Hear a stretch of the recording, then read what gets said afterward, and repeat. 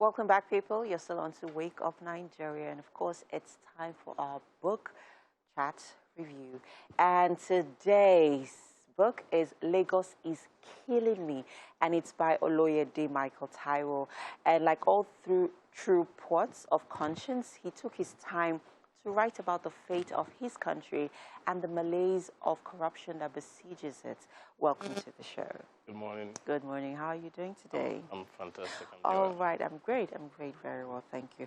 So this anthology that you have put together here, it actually covers an expanse of human experience from love to life and death. Yeah. What inspired this?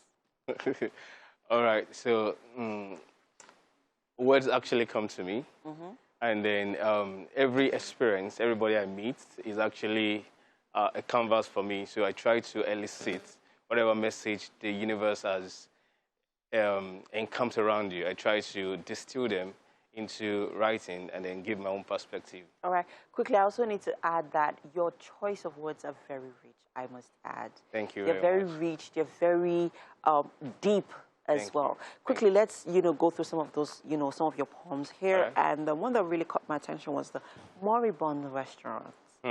Tell me about that. Okay, it's a story about Nigeria. Okay. And the fact that yesterday's promises are still on today's menu list. And things have not actually shifted from where they used to be. Everything has just been like a repetition of the past. So when are we going to move past what you're serving us yesterday? We've heard enough of your repetitions. We've heard a whole lot of your stories. We're now tired. Can we move forward? Can you tell us new things? Can we have new dreams? Can we have new names? So that's what Moribund. Okay, so I'm quickly going to touch on the last sentence here. And it reads, these muscles of tongue in chic campaigns, extolling nepotism, marginalization, apathy, inciting tribal delicacies may yet be our last supper. I love it. Like those words coming together. It's I don't know how to explain it really, but I actually really like this poem. Let's also talk about News and Die. Wow. All right, guys, I'm just going to read this to you. Please, I'd like you to listen. His slippery words swept her feet like banana peels. She fell and slipped into a 9-month conundrum. Her name sprung up everywhere like a repulsive dictum. What inspired this particular poem? Okay, so I think in my head, okay, I think I watched a documentary about Nigerian ladies that were trying to go to Libya and whatever they could have experienced. And I was wondering what could have actually prompted them to want to run away. And then I discovered that some of them probably had, domestic issues at home and they can't just cope with their life and they want to run. And then in certain environment, because of the squalor and, poverty there, people do anything to survive. So a young girl can just, be affianced to a guy that has no promises of tomorrow for her. But for the mere fact that she needs to survive, the guy probably have his way with her. And before you know, she's pregnant. And she's a good girl. But because of society, we've actually found ourselves. Everybody now, she's just unfortunate. And everybody uses it as, as a metaphor for anything bad. So it's actually very terrible. Now let's talk about, has any of your poems here been inspired by any real life events? Definitely. Which one? Definitely. Lagos is Killing Me is real life events. Okay. It's in real time. It's what you see every day under the bridge, on the road, while you're walking, anywhere you are. You see that every day. Then Sweet Mother is... Oh, yeah, that is actually your personal favorite one. Yeah, that was my favorite poem. Read it to us quickly. Okay.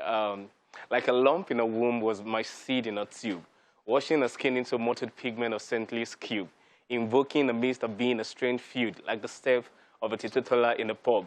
Her feet clogged with the weight of beach sand, swinging her waist in an unfair balance. Her mouth weighing like murky streams in O's, cut out in cones, insipid like the taste of metal bones. My fate, an awaited grace, shutting her face in the theater of bizarre fate, all just stood in hoary gaze, as in my ward I took my place.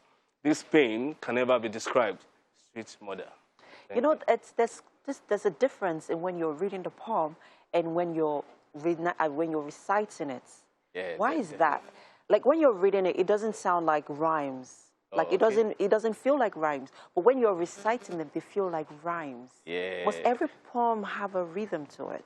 Yeah, rhyme is like, part of the fundamentals of poetry. Okay. But it's not necessary that poems should rhyme.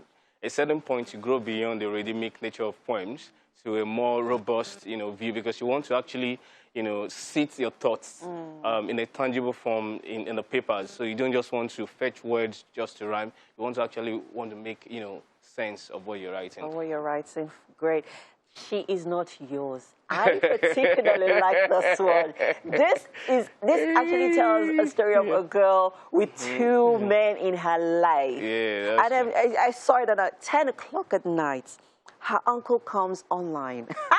Social media. She peels away from you. Her voice on the phone is tepid and low. She whispers. Her energy for the night is not yours.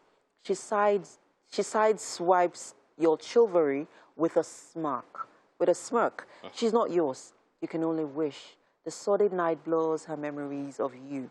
The weak of her soul is averse to the effervescence fire of your desire. And like the green grass on the other side, she never was yours. Wow. Did you write this at night?